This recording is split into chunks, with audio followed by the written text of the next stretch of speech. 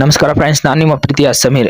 ಇವತ್ತು ವಿಷಯವೇನಪ್ಪ ಅಂದರೆ ನಿಮ್ಮ ಮನೆಯ ಮಗಳಾದಂಥ ಸೌಜನ್ಯ ಅಕ್ಕನ ಬಗ್ಗೆ, ಧರ್ಮಸ್ಥಳದಲ್ಲಿ ನಡೆದಂಥ ಘಟನೆ ಬಗ್ಗೆ.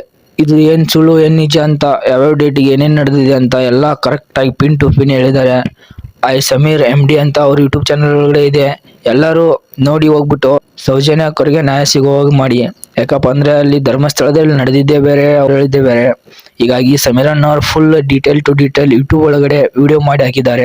ಇವಾಗ ಹೋಗಿ ಎಲ್ಲರೂ ನೋಡ್ಬಿಡಿ, ಯಾಕಂದ್ರೆ ಯಾವಾಗ ಡಿಲೀಟ್ ಆಗುತ್ತೋ ಗೊತ್ತಿಲ್ಲ ಫ್ರೆಂಡ್ಸ್. ಮತ್ತೆ ಸಿಗೋಣ. ನಮಸ್ಕಾರ ಫ್ರೆಂಡ್ಸ್. ಜಸ್ಟಿಸ್ ಫಾರ್ ಸೌಜನ್ಯ ಅಕ್ಕ.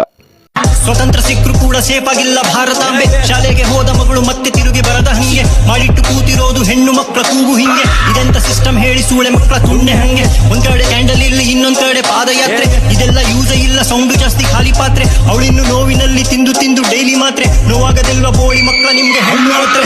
ಗಾಂಧಿ ದೇಶ ಅಂತೆ ಹೆಣ್ಣು ಯಾಕೆ ಆಚೆ ಇಲ್ಲ? ಇದೆಂತ ರಾಮರಾಜ್ಯ, ಮನೆಯ ಮಗಳೇ ಸೇಫ್ ಆಗಿಲ್ಲ. ಇಷ್ಟೆಲ್ಲ ಆಗುತ್ತಿದ್ರು ಎಷ್ಟು ಜನಕ್ಕೆ ನಾಚಿಕೆ ಇಲ್ಲ? ಇದೆಲ್ಲ ನೋಡಿಕೊಂಡು ಇರುವ ಜನಕ್ಕೆ ನರವೇ ಇಲ್ಲ. ತಪ್ಪು ಮಾಡಿ ನೋಡು ರಂಡಿ ಮಗ ಬೇಲಿನಲ್ಲಿ. ಸತ್ಯ ಹೇಳು ಹೆಣ್ಣು ಅವರ ಮನೆ ಜೈಲಿನಲ್ಲಿ. ಅವಳ ನಾಚಿಕೆ ಮಾನ ಇಟ್ಟು ಇವರು ಸೇಲಿನಲ್ಲಿ. ಇಂಥನೇಣು ಹಾಕಿ ಅದೇ ಹೆಣ್ಣಿನ ಬೇಲಿನಲ್ಲಿ. ಕೋಟಿ ಕೋಟಿ ಕೊಟ್ಟು ಸತ್ಯ ಇಲ್ಲಿ ಸರ್ವನಾಶ.